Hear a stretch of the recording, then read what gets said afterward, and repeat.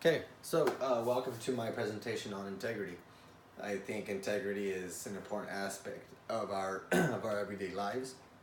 When we get hired for jobs, we hope that our employers have integrity. We hope that our coworkers have integrity. We hope that as we teach and coach, we hope that our players learn and develop and live and model integrity themselves. I hope that I am able to teach my kids integrity, and I hope that my kids have the highest of integrity when they grow up. So to me, integrity is a very important aspect of our everyday lives, and so that's why I chose integrity. John Wooden, one of my heroes growing up, he just simply states that being true to ourselves doesn't make us people of integrity. Um, like Charles Manson, he mentions Charles Manson in here, and he deserved to die in prison because he was true to himself. But a true person of integrity is true to their creator.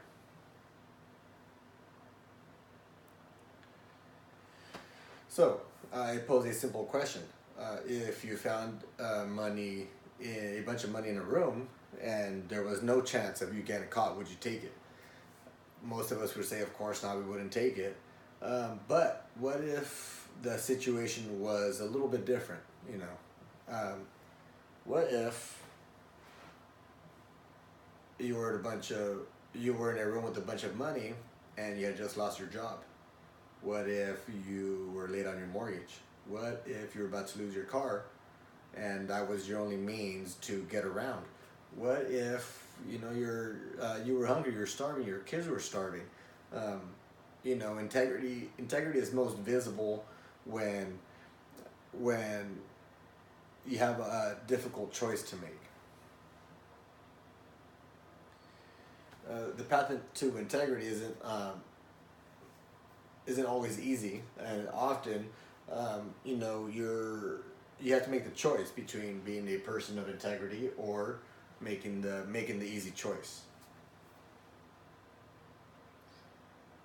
So integrity defined. So this is an firm adherence to a code, especially of moral or artistic values, incorruptibility.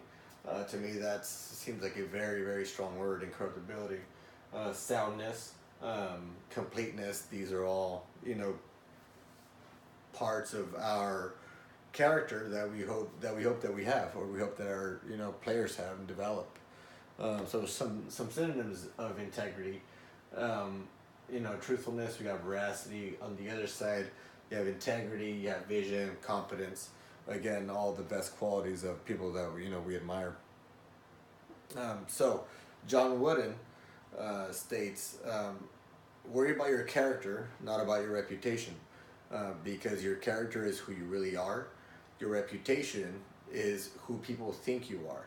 And these people try to wear the nicest clothes, and they just worry about their appearance, and don't worry so much about what is on the inside. And I think a person who really tries to live right, and a person who really worries about the inside of themselves, spiritually, mentally, whatever it is, I think it shows, and you could tell a person of character.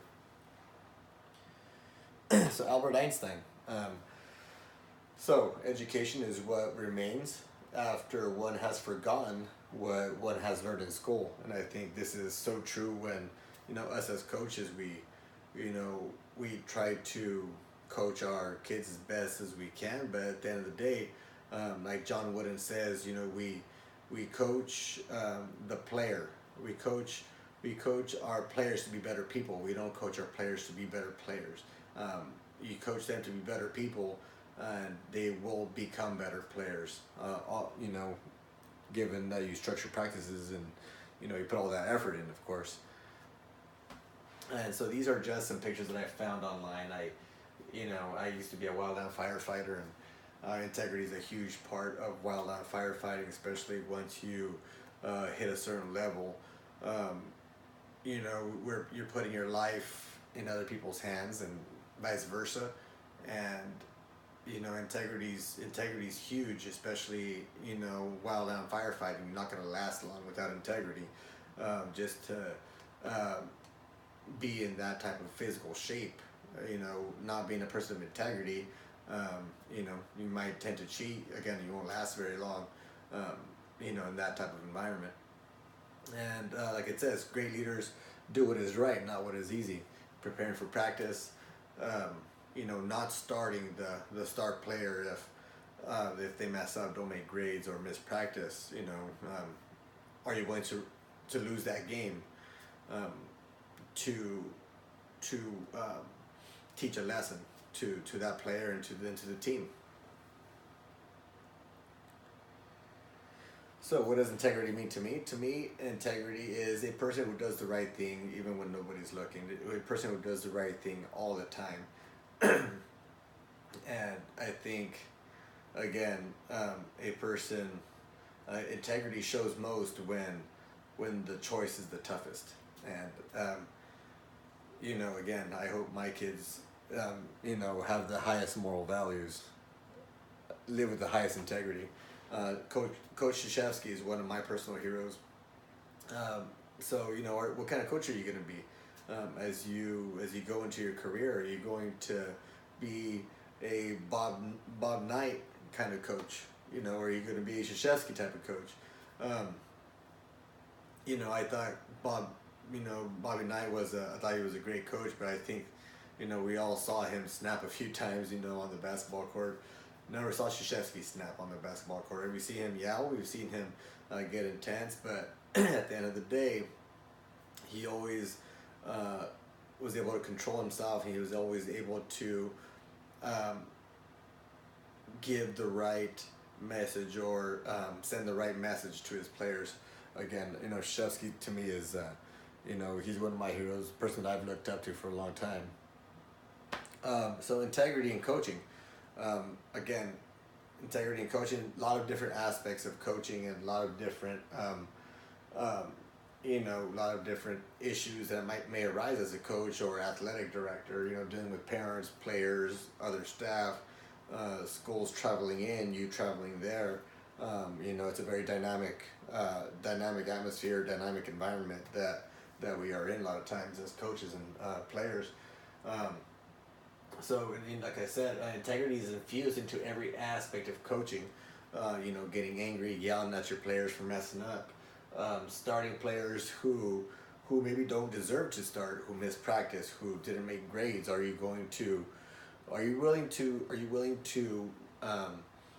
risk your integrity to win games? Are you going to be as prepared as possible?